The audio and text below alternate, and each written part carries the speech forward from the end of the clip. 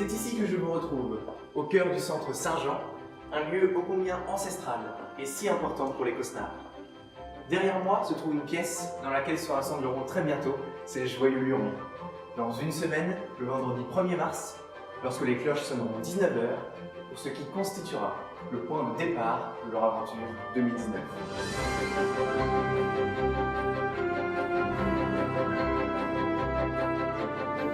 Mais le véritable point de départ, quel est-il? Comment, il y a 43 ans, est née cette folle idée de partir dans l'Écosse? Les motivations des cosnards ont-elles changé?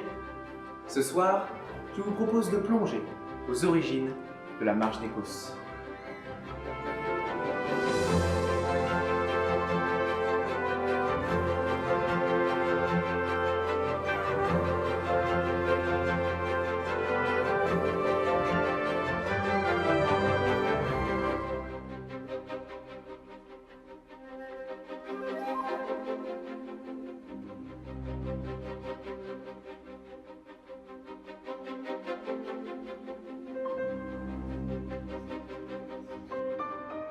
Figurez-vous que tout commence à quelques kilomètres d'ici, à Saint-Sylvain d'Anjou, au lycée La Baronnerie, où officie le père Yves Richoux.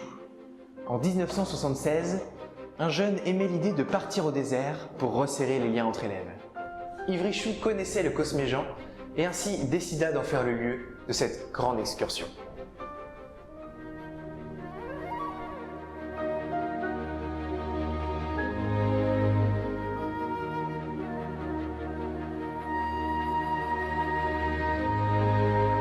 Apprendre à être soi dans un environnement plus naturel, mais aussi plus rude qu'à notre habitude. L'Écosse ont cette force, vous savez, celle de nous faire ressentir quelque chose d'impalpable. Ce sentiment de bien-être et ce sentiment de paix intérieure. Celle de vivre le moment présent et d'être pleinement.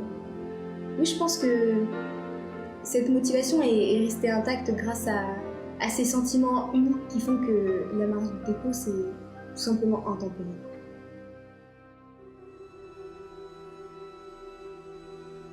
Nous sommes à présent dans les sous-sols de cet édifice majestueux, dans une antre quelque peu mystique que chaque cosnard est amené à visiter au moins une fois avant son départ. Vous noterez à quel point cette pièce est exiguë, ce qui démontre une grande faculté d'organisation chez nos amis qui sont tout de même capables d'y entreposer tout leur matériel.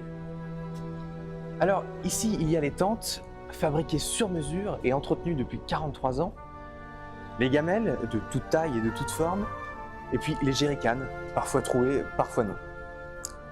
Là-bas, vous apercevez la grande carte des trajets, qui est en cours de rénovation, il me semble. Dans cette armoire sont rangés tous les documents importants. Oh, et puis, ce que vous voyez là, c'est un carnet Écosse. C'est un petit peu un compagnon de route qui accompagne chaque cosnard grâce à l'âme généreuse qu'il confectionne chaque année. Sa grande richesse tient notamment du fait que tous les participants proposent des textes qui les inspirent pour les partager avec les autres et agrémenter leurs réflexions. On en trouve de tous horizons. Certains sont parfois très étonnants. Tenez, celui-ci par exemple. Il est signé le père Fougrasse.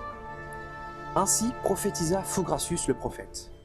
En la 19e année, 2000 ans après la venue de notre Seigneur, un groupe d'hommes et de femmes de tout âge partiront en retraite dans les massifs du Lariséus de Gaule.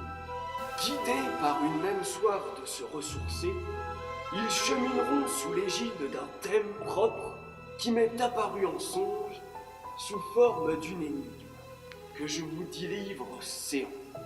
Sous une connue sentence, il se présente. Le premier de ces mots désigne le fait de repartir pour l'endroit d'où l'on est venu, de revenir à un état antérieur. La phonétique du second correspond au liquide le plus présent sur cette terre. Quant au troisième, il est l'endroit d'où naît le deuxième, l'origine, le début. Le sens de ces paroles est encore à ce jour flou, mais j'ai bon espoir que dans des années, des esprits vifs et agiles comprendront le sens de mes paroles et en tireront l'essence, le thème. Bien à vous, Cosnard futur.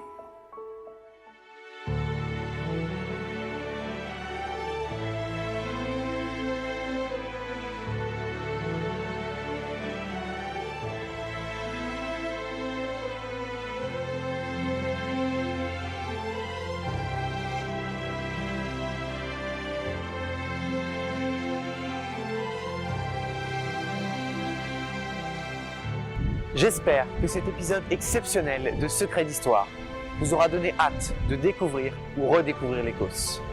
Je vous donne rendez-vous dans une semaine, le 1er mars, pour la formation des équipes, puis du 6 au 14 avril, pour une aventure hors du commun. Et qui sait, peut-être, pour un nouveau numéro de Secrets d'Histoire.